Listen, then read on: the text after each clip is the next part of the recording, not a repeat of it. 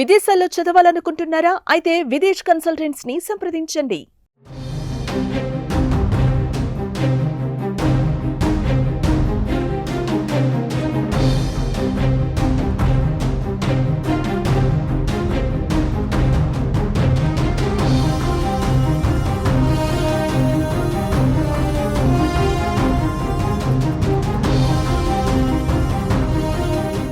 ఉత్తరప్రదేశ్ ప్రయాగ్రాజ్లో జరుగుతున్న కుంభమేళకు AP deputy CM Pawan Kalyan వెళ్లారు.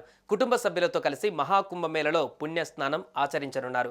పుణ్యస్నానం తర్వాత కుటుంబంతో కలిసి పవన్ ఆలయ దర్శనం చేసుకోనున్నారు.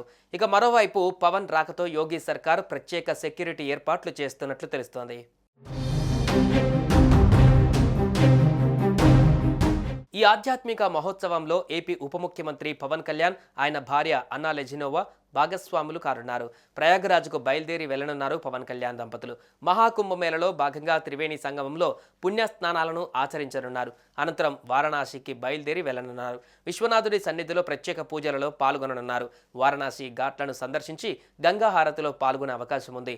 పవన్ కళ్యాణ్ ఇదివరకు దక్షిణాది రాష్ట్రాలలో ఆలయ సందర్శన కార్యక్రమాన్ని చేపట్టిన విషయం తెలిసిందే. మాఘ పౌర్ణమి సందర్భంగా బుధవారం ఆయన ఆలయ దర్శనానికి శ్రీకారం చుట్టారు. ఇటీవలే ఈ యాత్ర ముగించారు. ఇదిలా ఉంటే కొన్ని రోజులుగా పవన్ కళ్యాణ్ సౌత్ స్టేట్లో ముఖ్యమైన పుణ్యక్షేత్రాలను దర్శించి వచ్చారు. ఈ మధ్య పవన్ కళ్యాణ్ సనాతన ధర్మ పరిరక్షణ పేరుతో దక్షిణ భారతదేశంలోని ఇతర ప్రాంతాలలోకి బలంగా వెళ్లే ప్రయత్నం చేస్తున్నారు. మరోవైపు టీడీపీ జాతీయ ప్రధాన కార్యదర్శి మంత్రి నారా లోకేష్ కుంభమేళ పేరుతో నార్త్ ఇండియా టూర్ వెళ్లి వచ్చారు. దానికంటే ముందు ఒక్కడే ఢిల్లీ వెళ్లి కీలక నాయకులను కలిసి వచ్చారు. మామూలుగా చూస్తే ఇవి మామూలు యాత్రలాగే కనిపిస్తున్నాయి, కానీ నిజానికి వీటి వెనుక పెద్ద ప్లానే ఉందన్న చర్చ రాజకీయ వర్గాలలో జరుగుతోంది.